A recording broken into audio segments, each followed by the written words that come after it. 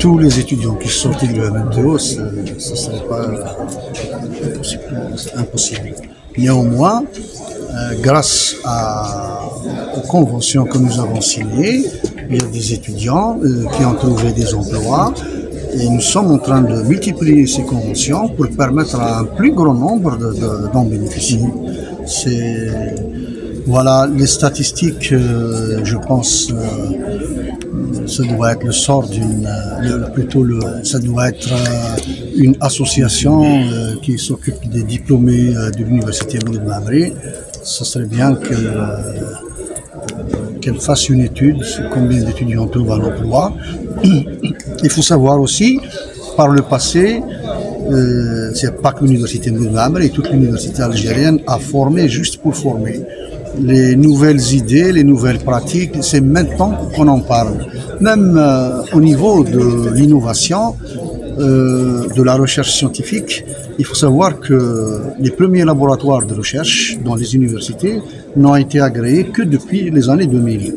Nous avons travaillé à peu près pendant 20 ans. Nous avons fait que de la recherche-formation. L'université algérienne ne s'occupait pas de l'innovation. Maintenant, il y a des nouvelles orientations.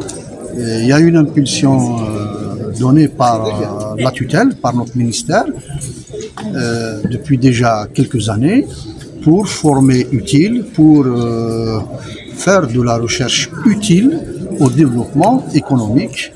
Nous sommes en train, je pense sincèrement, nous avons réussi le pari de faire de la recherche de qualité, même si les gens ne le savent pas, parce que nos enseignants-chercheurs publient dans des revues de renommée à l'échelle mondiale. Beaucoup de publications sont faites et il n'y a pas trop de bruit autour de ça. D'ailleurs, c'est pour ça que les universités algériennes, il y en a pas mal qui sont quand même bien classées.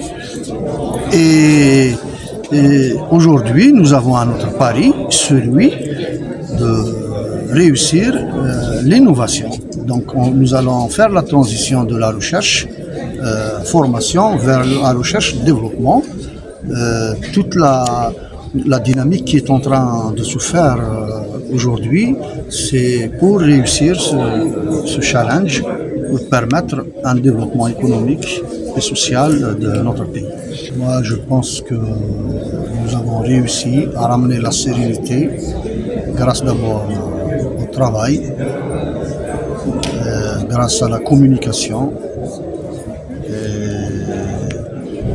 Par le passé, c'est une minorité qui avait pris en otage toute l'université. Et aujourd'hui, nous avons isolé cette petite minorité de la masse grâce à la communication et grâce au travail. Il faut être sincère, il ne faut pas mentir devant les étudiants parce que sinon ils vont se retourner contre vous.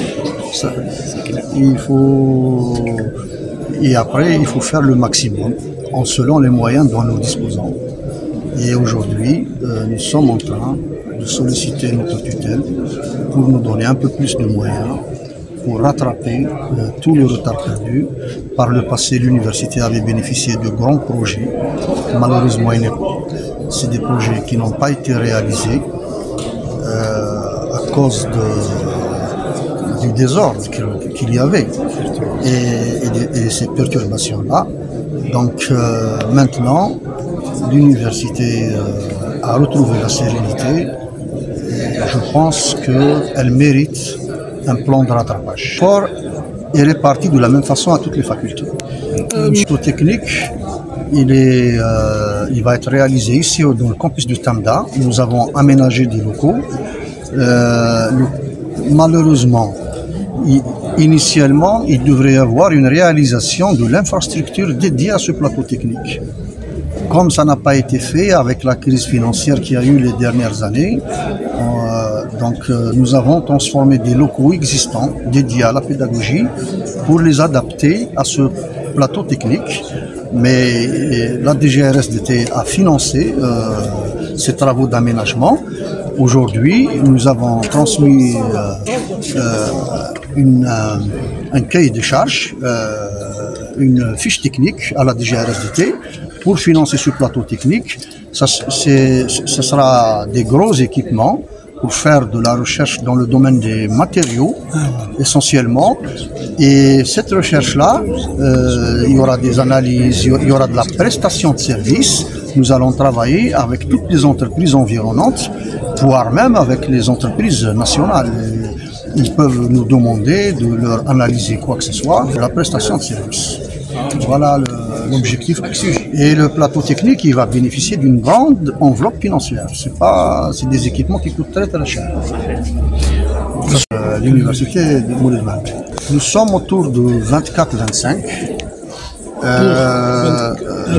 Un enseignant, 24 étudiants. Il faut savoir que les normes dans les filières sciences humaines et sociales, qui englobent les sciences économiques, le droit, les langues, le ratio c'est 28 étudiants par enseignant. Et dans les sciences techniques, la technologie, les sciences exactes, les sciences fondamentales, le ratio, la norme internationale, c'est 18 étudiants par enseignant. Nous ne sommes pas très loin de la norme. Néanmoins, nous enregistrons dans certaines filières un déficit en enseignants. Il y a des filières dans lesquelles nous sommes très à l'aise. Il y a même un surplus, je dirais.